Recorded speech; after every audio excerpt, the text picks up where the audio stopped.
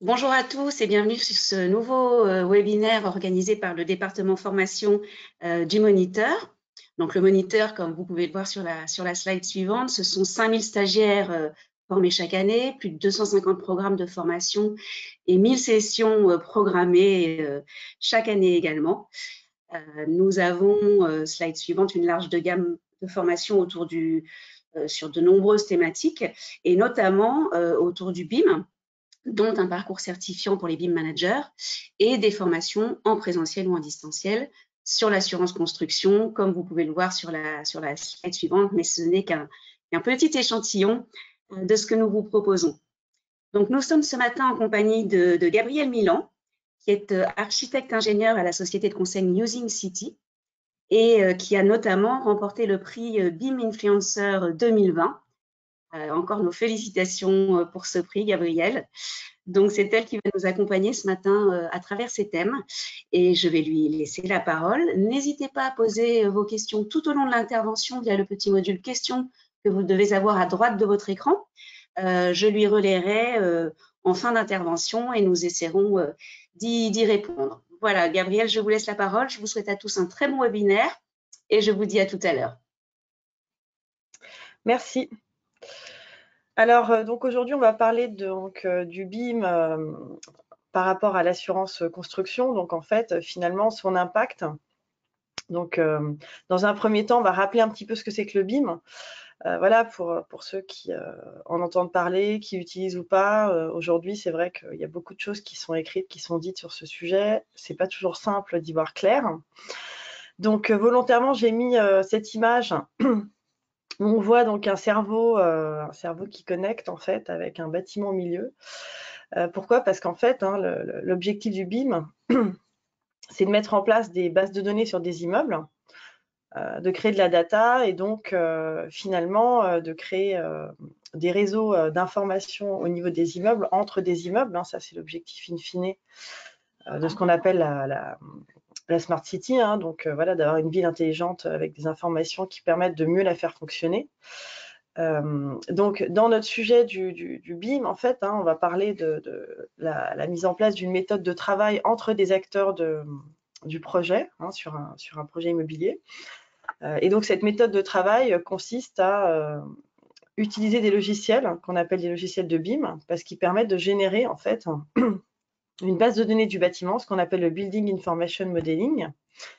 Et donc, cette base de données consiste à créer aussi des maquettes numériques qui sont quelque part le livrable de ce BIM. Donc, on crée des modèles.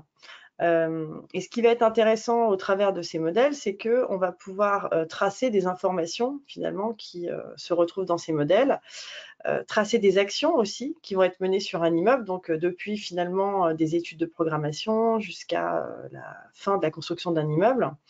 On va pouvoir tracer un petit peu tout ce qui s'est passé, donc qui a fait quoi quelque part, qui est à l'origine de quelle action, et donc ça c'est très intéressant, évidemment on le comprend bien sur l'assurance construction par exemple. Voilà, donc ça permet d'identifier toutes les parties prenantes qui interviennent sur un bâtiment. Donc, ça peut être bien sûr sur un bâtiment neuf, un bâtiment en rénovation. Pendant longtemps, on a dit que le BIM était bien sur les bâtiments neufs, mais en fait, on s'est rendu compte que pour la rénovation, c'était très utile également, puisque maintenant, on arrive donc à générer des jumeaux numériques, donc des maquettes de bâtiments existants, en amont des études de conception et en amont, bien sûr, des chantiers. Donc ça va être intéressant aussi, donc à la fois pour tracer le qui a fait quoi, donc tout au long finalement de la durée de vie d'un immeuble, et là dans ce qui nous intéresse sur la partie construction, le repérage aussi dans les modèles, donc de maquettes numériques, de repérer les équipements, les espaces, voilà, où se situent tous ces éléments. Ça permettra bien sûr, encore une fois, par rapport à l'assurance construction, en cas de problème, d'identifier où se situent les éléments et évidemment qui en est à l'origine. Voilà, donc ça, c'est un petit rappel qui est important parce qu'on parle vraiment de base de données, en fait. Et du coup, bien sûr, c'est là où on voit l'intérêt par rapport à l'assurance construction. Un des gros intérêts, c'est qu'on a cette base de données qui constitue une sorte de gros cerveau de l'immeuble. C'est pour ça que je reviens sur cette image que j'ai mise. Voilà, c'est vraiment l'idée que donc l'immeuble est une sorte de gros cerveau. Et donc, on a une base de données qui va permettre d'avoir toute l'information sur cet immeuble. Donc, différents sujets autour de l'assurance construction par rapport au BIM. On a d'abord le sujet de la responsabilité, enfin, des responsabilités de manière générale. Donc, il faut savoir qu'aujourd'hui, on a toujours notre régime des assurances construction, hein, qui consiste à avoir des prestataires, des acteurs de la construction qui sont considérés comme étant des constructeurs, hein, au titre du Code des assurances. Donc, les constructeurs sont considérés comme ayant une responsabilité qu'on va étendre à 10 ans. Hein, c'est ce qu'on appelle la responsabilité décennale par rapport aux actions qui vont mener sur un projet immobilier, que ce soit sur des phases de conception ou de construction. Cette assurance-là, elle va s'appliquer à partir de la date de réception des travaux sur une durée de 10 ans. Voilà, donc en fait, on a cette assurance de responsabilité civile décennale qui donc confère une responsabilité à ces constructeurs. Et donc dans les constructeurs, on trouve notamment bien sûr toute la maîtrise d'œuvre, hein, qui va être constituée des architectes, des bureaux d'études qui vont notamment travailler sur la conception de projets et le suivi de chantier. On va trouver également les entreprises de travaux, hein, notamment. Du coup, se pose la question un petit peu de nouveaux acteurs entrants. Donc ça, c'est un des sujets qu'on a par rapport à la responsabilité décennale des constructeurs, c'est comment se positionnent les nouveaux métiers qu'on a autour du BIM, donc notamment le BIM management, par exemple, et l'AMO BIM. Donc le BIM management, qui finalement est à la fois un rôle et un métier, hein, c'est-à-dire qu'on a des personnes qui sont des architectes, des bureaux d'études, qui prennent cette fonction de BIM management et donc qui vont assurer cette fonction en complément de leur mission, on va dire de base, leur mission traditionnelle, hein, d'architecte, de maître d'œuvre, de bureau d'études, par exemple. À ce moment-là, c'est vrai que le BIM management se retrouve être un métier intégré finalement dans des métiers de constructeurs et donc au sein finalement d'acteurs de la construction qui sont sous responsabilité décennale. Souvent, dans ce cadre-là, finalement, le BIM management se trouve dans une situation où il va y avoir des actions en fait de la part du BIM management au sein de la base de données de l'immeuble, qui se constitue, donc, comme je vous le disais, donc, au fur et à mesure hein, de la vie de l'immeuble, hein, au travers de ces maquettes numériques notamment. Donc, à partir du moment où il y a action sur la base de données, où il y a modification d'informations liées à la construction, en fait, hein, à la conception et la construction d'un immeuble, évidemment, on considère qu'il y a une responsabilité de concepteur, constructeur, donc une responsabilité décennale. À partir du moment où, du coup, ce métier de BIM management va être assuré de cette façon-là au sein de ces acteurs-là, inévitablement, on va avoir ces missions qui vont être soumises à la mise en place d'une assurance de responsabilité civile décennale chez ces acteurs. Après, on a aussi des BIM management un petit peu différents où finalement, ils sont assurés par plutôt des entités qui sont à l'origine des bureaux de contrôle, donc plutôt des auditeurs en fait du bâtiment. Et donc, parfois, on a aussi des missions de BIM management du coup où on va rester en dehors de l'équipe de conception-construction, on va plutôt être là comme un auditeur, on va vérifier ce qu'ils font et vérifier si ce qu'ils font est en rapport, est en adéquation avec les documents BIM hein, d'un maître d'ouvrage, donc les chartes, les cahiers des charges, etc. Donc là, on est plus dans un rôle de contrôle, hein, un peu à l'image d'un bureau de contrôle. Et donc là, on se retrouve parfois dans des modes de fonctionnement où en fait le BIM management vérifie les maquettes, la production, donc BIM, des concepteurs et ensuite des entreprises de travaux. Et dans un cas comme ça, ils vérifient, ils font des rapports de vérification, de contrôle, et après, ils demandent aux acteurs d'apporter, eux, les modifications. Donc, à ce moment-là, on a un BIM management qui n'intervient pas dans la base de données. Et on peut considérer dans ces cas-là qu'il a un rôle de consultant. Donc, il va avoir une assurance de responsabilité civile, mais pas forcément une assurance de responsabilité civile décennale. Il n'est pas forcément, du coup, assimilé à un constructeur. Donc, aujourd'hui, on a différents modes de fonctionnement, donc différents types de contrats, en fait, derrière, entre les maîtres d'ouvrage et ces différents prestataires, ces différents acteurs. Voilà, je dirais qu'aujourd'hui, il n'y a pas forcément de meilleure solution. Tout dépend évidemment, encore une fois, de la taille du projet, du type d'organisation de la maîtrise d'œuvre, etc.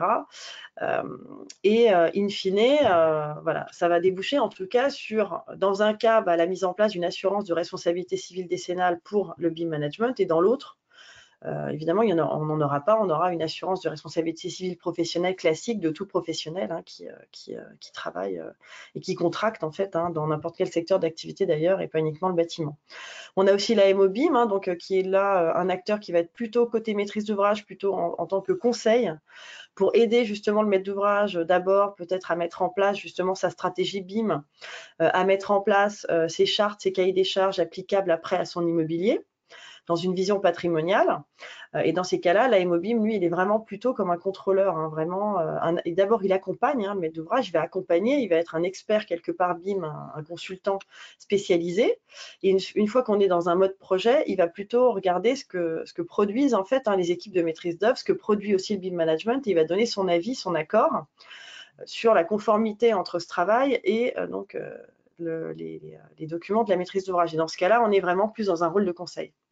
Voilà, donc ça c'est important, c'est un premier gros morceau, on va dire, sur ce sujet.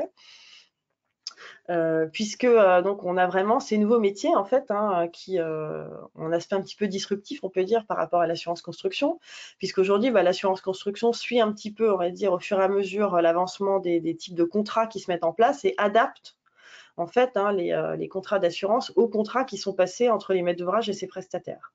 Donc il y a des offres qui se développent par rapport à ça, chez les assureurs qu'on connaît, la MAF, la CMA BTP, etc. Donc tous ces assureurs qu'on connaît du secteur immobilier et construction.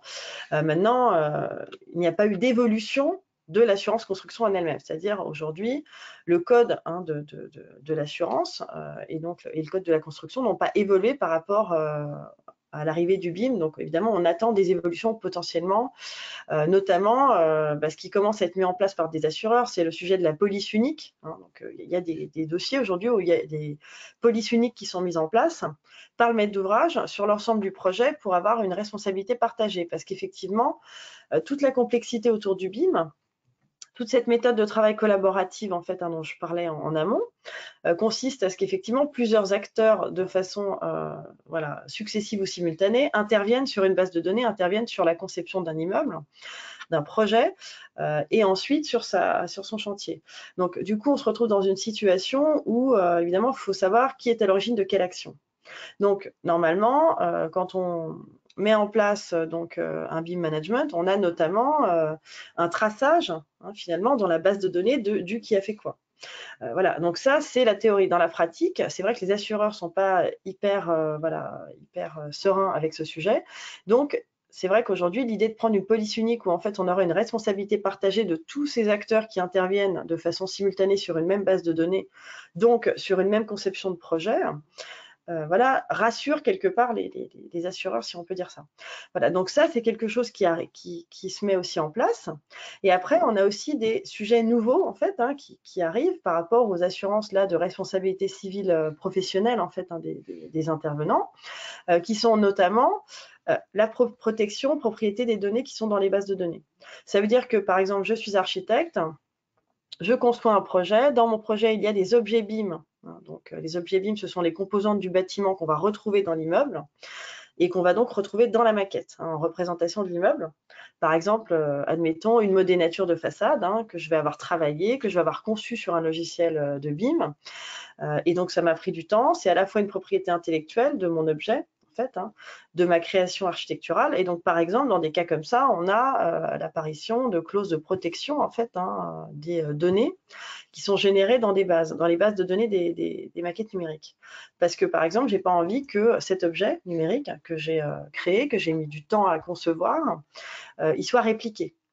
Alors, on peut se dire que la réplique existait déjà quand on n'était pas en mode BIM, mais effectivement, là, la réplique, elle donne lieu à beaucoup plus d'utilisation, beaucoup plus d'usage, parce que ce n'est pas notre thème aujourd'hui, mais c'est vrai qu'avec le BIM, voilà, on peut utiliser en fait les informations qui sont contenues dans les maquettes pour faire beaucoup de choses, pas uniquement pour une conception de projet et un chantier, pour beaucoup plus de choses, pour par exemple, connecter en fait cette maquette numérique à des outils d'exploitation maintenance, à des outils de récupération d'informations, etc. Et donc, on peut générer finalement aussi des revenus.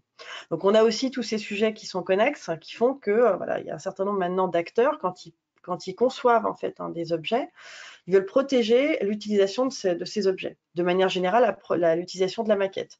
Ça donne lieu à des clauses dans les contrats, ça donne lieu aussi à des clauses en fait dans des contrats d'assurance, notamment de responsabilité civile professionnelle.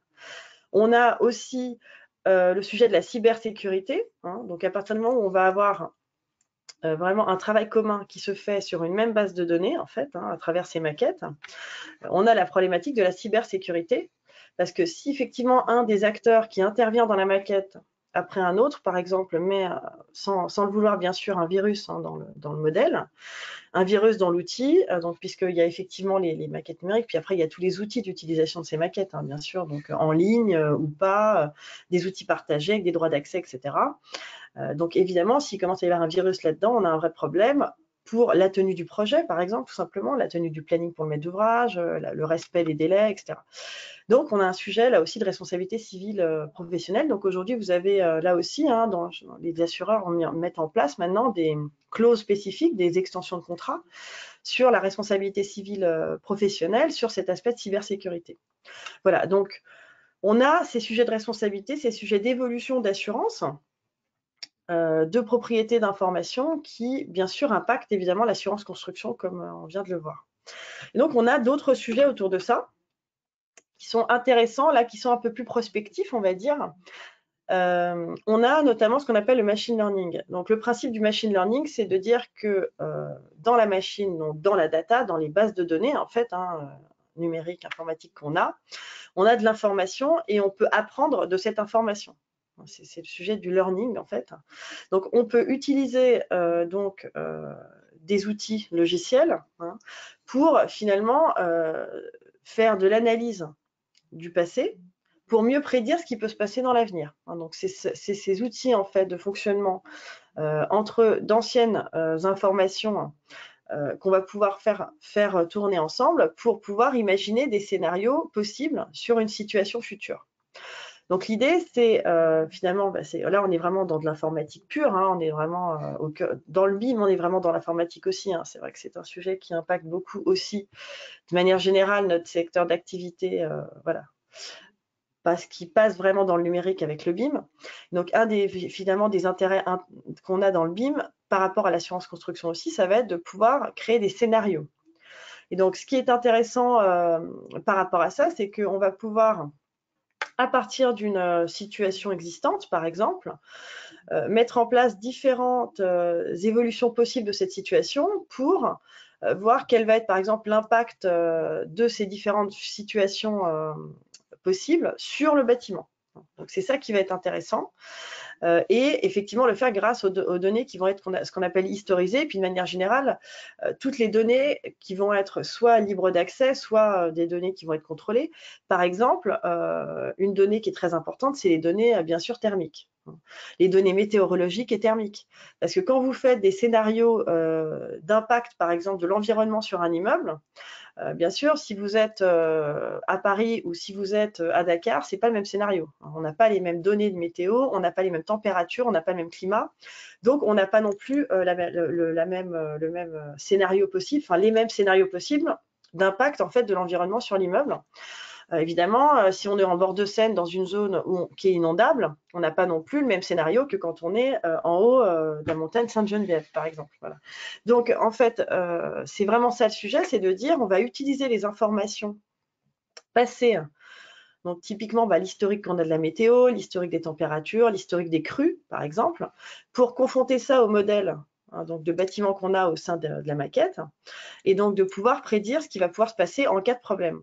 Donc, par exemple, on peut simuler des risques. Donc, on en revient à notre sujet d'assurance, bien sûr.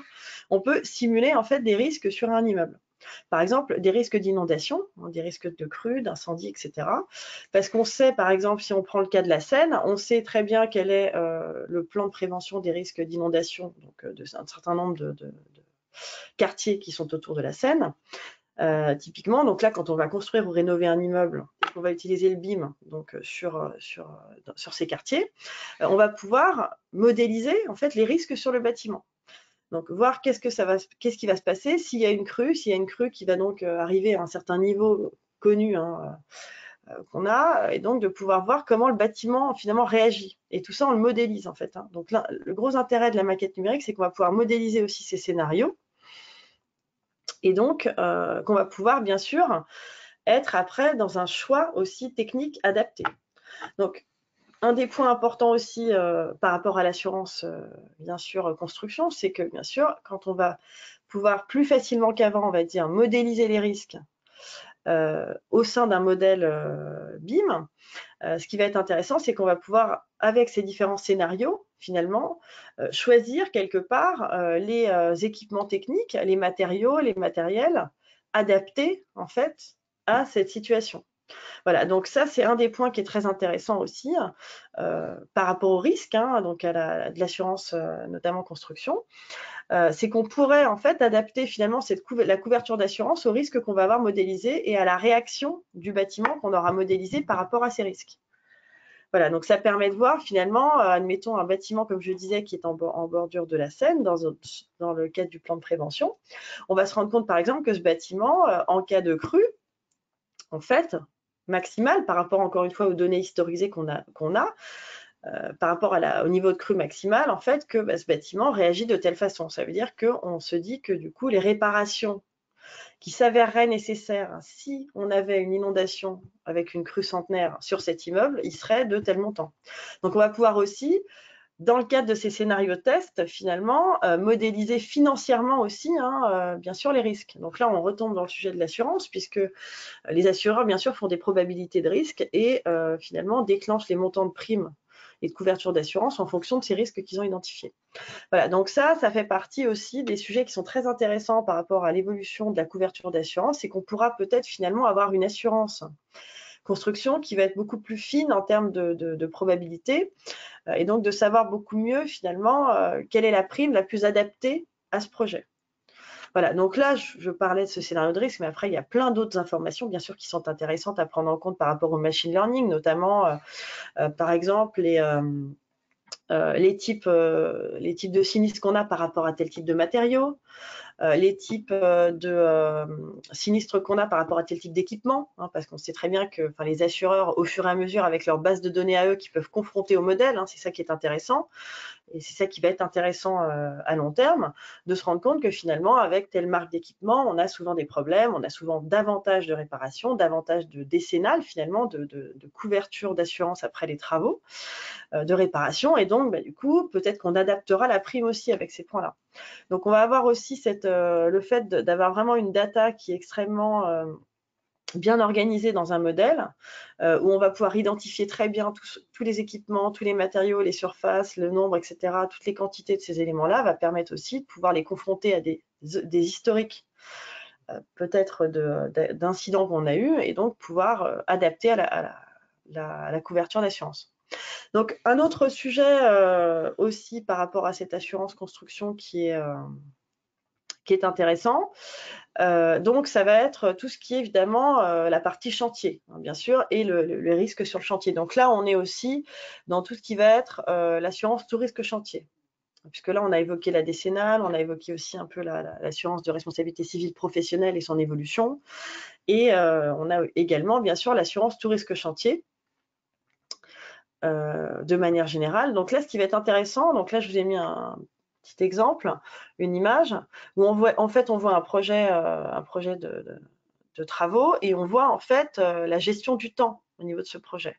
Donc en fait, ce qui est intéressant, c'est que les objets qu'on a dans la maquette, donc là, vous voyez par exemple les murs, on va pouvoir dire, évidemment, au fur et à mesure de la connaissance qu'on en a, hein, bien sûr, dans le cadre de la conception du projet, on va dire quand on arrive dans les phases notamment d'avant-projet définitif et les phases projet, et donc de consultation après d'entreprise, on va pouvoir à ce moment-là mettre en place des plannings qui vont être reliés aux objets qu'on a dans la maquette, puisque tout ça est une même base de données, hein, c'est tout l'intérêt. Donc les murs, par exemple, en maçonnerie, on va dire qu'ils vont être construits, par exemple, en mars 2022, par exemple, entre mars, par exemple, et juillet. On va faire la maçonnerie, on va faire la structure de l'immeuble. Donc ça, on va pouvoir le rentrer en fait comme information dans les objets numériques de la maquette, donc dans toute la maçonnerie, tout le lot, on va dire, concerné, et ça va se retranscrire automatiquement sur un planning. Donc, ça va générer des plannings un peu, des plannings en fait qu'on connaît, les plannings qu'on générait, je dirais, de façon plus artisanale jusqu'à aujourd'hui. Ce qui va être intéressant, là aussi, c'est qu'on peut faire des simulations de planning.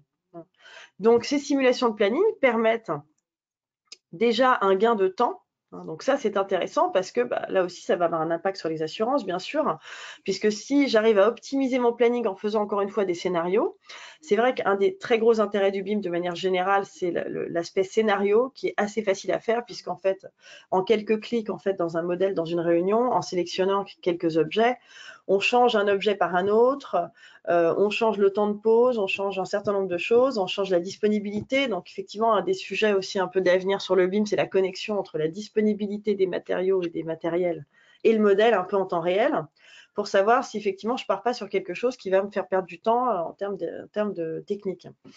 Voilà, donc typiquement, ce qui va être intéressant, du coup, ça va être d'optimiser avec ces différents scénarios un certain nombre de sujets, bien sûr, pas uniquement l'aspect temporaire, mais l'aspect temporaire en fait partie. Donc, on va pouvoir optimiser aussi le temps de chantier. On va aussi pouvoir optimiser à travers ça les installations de chantier. On va pouvoir tester, donc un petit peu comme je le disais avant par rapport au sinistre qu'on pourrait avoir. Là, on va pouvoir tester, par exemple, différents types d'installations de chantier, un fonctionnement de chantier avant que le chantier ne soit en place. Donc, différents, par exemple, implantations de grues, différentes implantations d'installations, de cantonnement, différentes zones d'accès, par exemple, stockage de matériaux, etc. Tout ça pour voir l'impact un peu de tout ça sur mon planning et faire le meilleur choix. Voilà, donc ça fait aussi partie des optimisations. Donc là, je dirais plutôt pour les maîtres d'ouvrage, puisque c'est eux qui contractent ces assurances de tout risque chantier. Et donc, pour eux, l'intérêt, bien sûr, c'est que le chantier soit le plus court possible, puisqu'il y a des portages financiers derrière, évidemment. Puis, du coup, évidemment, la couverture d'assurance sera moins onéreuse à partir du moment où le chantier est plus court. Donc, on a cet aspect planning qui est très intéressant. On a aussi derrière le BIM ce sujet de construction modulaire et de préfabrication de manière générale, puisque en fait, on est quand même dans une approche finalement de modélisation d'un produit avant qu'il soit construit. Donc ça, c'est vrai que dans le bâtiment, dans la construction, c'était pas trop pratiqué. C'était très pratiqué dans l'industrie, ce qui fait qu'aujourd'hui, on a un certain nombre d'industriels qui se sont intéressés, bien sûr, au bâtiment et qui se sont mis à proposer de la préfabrication, puisque la maquette numérique, finalement, constitue un modèle qui permet de la préfabrication au même titre que n'importe quel modèle de n'importe quel objet industriel, en fait. Donc, cette préfabrication, l'intérêt, c'est qu'on va fabriquer un certain nombre d'éléments du bâtiment en usine. Cette fabrication en usine permet de contrôler le produit. C'est tout l'intérêt de la production industrielle, bien sûr, c'est qu'il y a un process de contrôle qui n'est pas un contrôle sur chantier, qui est un contrôle industriel. Et donc, le produit, quand il sort d'usine, il est vérifié. Par exemple, ce qu'on voit beaucoup maintenant, de plus en plus, notamment dans des sites contraints, donc dans des sites urbains contraints, quand on a des petites parcelles, par exemple, c'est effectivement la préfabrication des murs, de tous les voiles béton. Donc en fait, on voit arriver sur les chantiers des voiles béton qui sont déjà coulés complètement, c'est même plus des prémurs, c'est des voiles complètement coulées, avec même parfois les réservations pour les fenêtres, les portes, etc. Et on voit qu'après, c'est monté en kit, quelque part, un petit peu sur le chantier. Voilà, donc on a ce sujet de préfabrication, évidemment, on comprend bien qu'il fait qu'on va moins couler finalement de béton sur le chantier, on va être plus dans de l'assemblage que dans de la production sur site. Donc à la fois, c'est un intérêt parce que c'est plus fiable. Qu'est-ce que ça veut dire? Ça veut dire que du coup, après le chantier, pendant ma phase de décennale construction, je vais quand même avoir un produit peut-être qui sera plus fiable qu'un produit sur place, qui aura déjà été validé, vérifié en usine, qui sera donc mieux fini et peut-être sur lequel j'aurai moins de sinistres.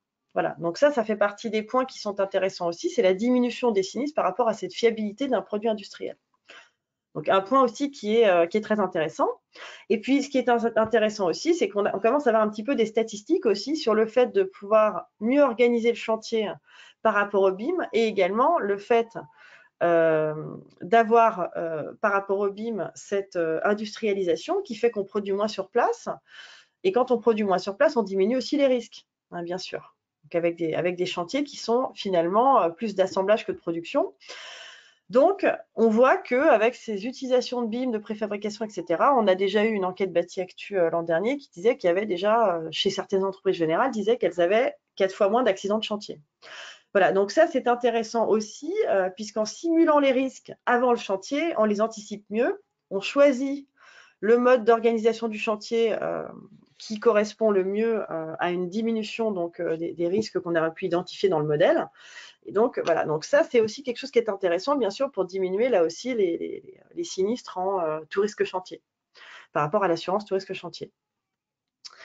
Alors, autre sujet connexe avec tout ça qui est très intéressant pour les assureurs aussi, donc ça va être bien sûr de pouvoir avoir une base de données fiable à auditer en cas de problème. Donc l'intérêt du BIM, c'est qu'on a quelque part, le BIM constitue une sorte de blockchain aussi, puisque quand finalement vous avez une sorte le principe de la blockchain, c'est qu'on est en circuit fermé. On est dans un circuit fermé sécurisé. Ça veut dire que quand on intervient dans ce circuit, on est identifié et on sait qui a fait quoi dans ce circuit. Donc, c'est exactement l'intérêt du BIM aussi par rapport aux assureurs, bien sûr, en cas de sinistre. Parce que du coup, ça va permettre d'avoir cette base de données en fait, d'immeubles qui va se constituer au fur et à mesure, par exemple, de la construction d'un immeuble, de sa conception, de sa vie de manière générale, et donc quelque part en circuit fermé, où pour accéder à cette base de données, je suis identifié. Et donc, on a cette base unique qui va permettre finalement à l'assureur d'avoir des données fiables à vérifier en cas de sinistre. Donc, si j'ai un sinistre donc en décennal, admettons j'ai un sinistre 5 ans après mon chantier, j'ai voilà, une fissure constructive avec un affaissement, admettons, bah, du coup, je vais pouvoir auditer l'ensemble des modèles qui auront été faits, qui vont pouvoir m'être fournis. Et donc, à travers ces différents modèles, je vais pouvoir voir finalement, voilà, finalement le qui a fait quoi, ce qu'on disait donc tout à l'heure, et donc pouvoir remonter finalement peut-être aux problèmes voilà, de calcul de structure et autres qu'on va pouvoir retrouver peut-être en phase de conception, peut-être en phase de construction, et on va voir finalement, essayer de voir qui serait donc concerné par ce sinistre. Donc c'est vraiment une aide très importante donc pour tracer dans le modèle finalement les responsabilités, en fait, d'avoir une aide grâce à ce modèle pour tracer les responsabilités de façon fiable. Donc, c'est encore ça, c'est l'intérêt du BIM. Et donc, finalement, aussi, de la même façon, pour de l'autre côté, on va dire, pour les différents acteurs donc, du bâtiment, donc que je sois architecte, bureau d'études, entreprise, mon intérêt aussi à moi, c'est que je sais ce que j'ai produit. Je sais ce que j'ai produit dans le modèle, je sais ce que j'ai envoyé comme maquette pour les assemblages du BIM management. Et du coup, moi aussi, finalement, ma propriété intellectuelle et ma responsabilité est aussi garantie finalement par le modèle. Voilà. Donc, c'est intéressant des deux côtés, à la fois pour l'assureur pour faire de l'audit de maquette, pour vérifier donc, les actions qui ont été menées dans le modèle et les responsabilités, et aussi pour garantir les responsabilités côté finalement acteur du projet également. Voilà, donc ça aussi, c'est un point qui est très intéressant. Voilà, et puis un autre point qui est, je dirais, qui vient après tout ça, c'est aussi la partie maintenance. Là aussi, c'est intéressant. Donc là, on va dire qu'on est plus sur finalement l'assurance multirisque exploitation. On est peut-être un peu moins dans l'assurance construction, mais je trouvais intéressant quand même d'en parler. Là aussi, ce qui va être intéressant, c'est que de la même façon que pendant les phases de construction, on avait en fait donc la possibilité finalement d'utiliser le modèle pour avoir de l'information. Là, ça va être intéressant, c'est d'utiliser le modèle pour avoir des informations à des fins d'exploitation-maintenance. Donc, en fait, on va mettre en place, à travers ces maquettes numériques, in fine, à la fin d'une opération, on va récupérer une ou plusieurs maquettes qui vont être des maquettes, on va dire, adaptées à l'exploitation. Donc, en général, il y a un petit peu de travail derrière dessus avec les outils d'exploitation qu'on va choisir, avec les acteurs sur cette partie-là. Cette maquette numérique, elle va permettre d'être connectée à des outils d'exploitation maintenance, donc notamment maintenant, on parle beaucoup des BOSS, donc qui sont là des outils qui utilisent notamment le BIM et les informations qu'on a dans le BIM, justement, pour mettre en place des bases de données, analyser ces bases de données et donc permettre d'automatiser un certain nombre d'actions.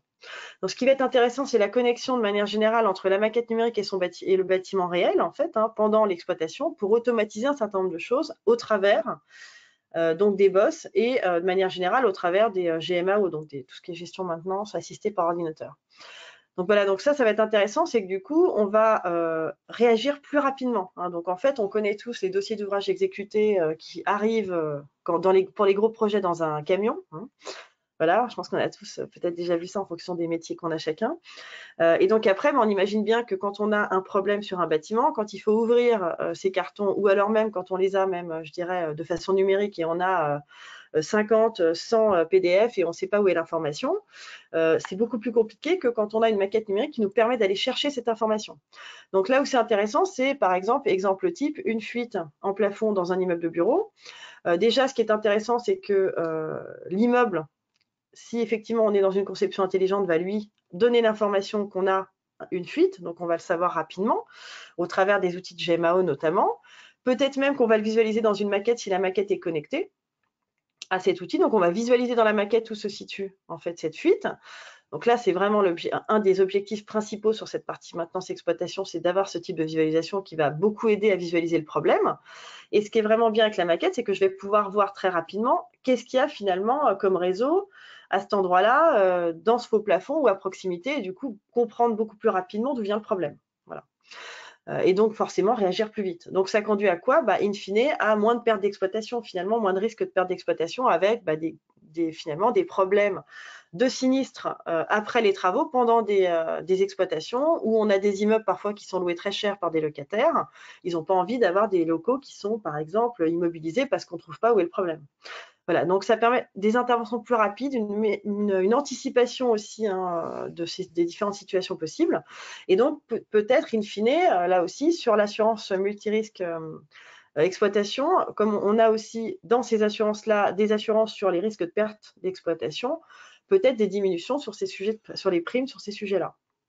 Voilà, donc pour conclure, voilà, je veux dire une slide qui résume un petit peu ce qu'on a dit. Donc finalement, l'impact actuel et futur du BIM sur cette assurance construction, à la fois sur la partie chantier, comme on le disait, avec la préfabrication, avec l'anticipation des risques sur le chantier, l'anticipation des installations de chantier, avec la partie assurance de responsabilité civile professionnelle, où on va avoir là des nouveaux acteurs, comment ces acteurs sont assurés en fonction finalement de leur rôle, et les nouvelles clauses qu'on va pouvoir avoir de protection des données et également de protection des responsabilités, donc s'il y a des virus, bien sûr, le problème de cybersécurité. Tout le volet assurance construction, responsabilité civile décennale et dommages ouvrages qui s'activerait donc après la réception de travaux pendant les 10 années.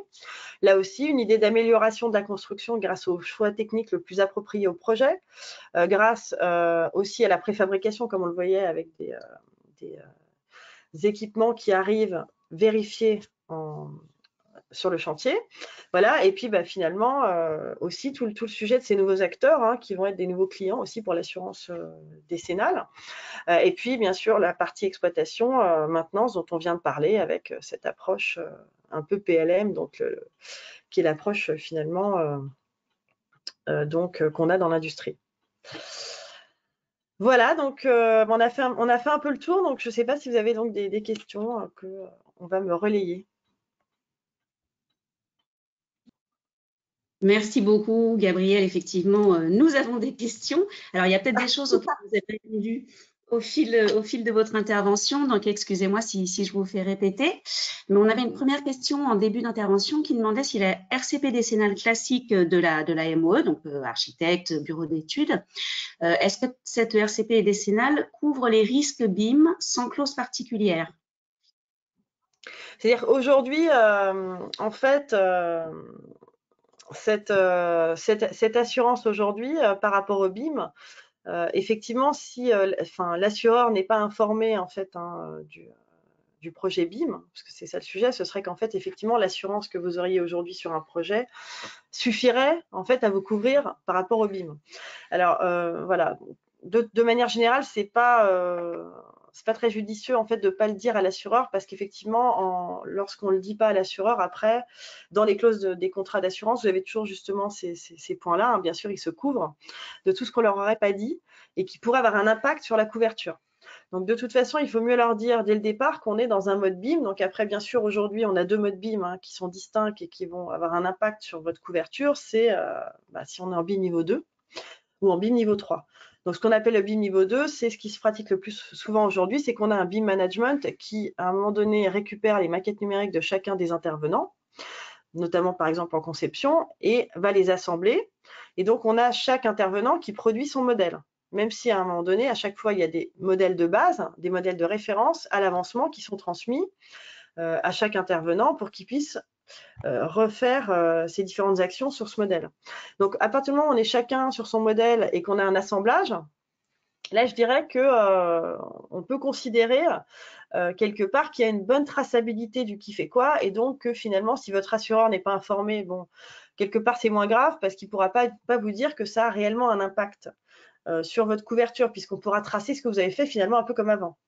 Alors qu'effectivement, si vous êtes en niveau 3, là, ça veut dire qu'il y a un BIM interactif qui peut se faire sur tout ou partie du projet. Hein, donc ça, c'est important. On peut être en BIM interactif sur des petits morceaux de la conception du projet ou sur l'intégralité.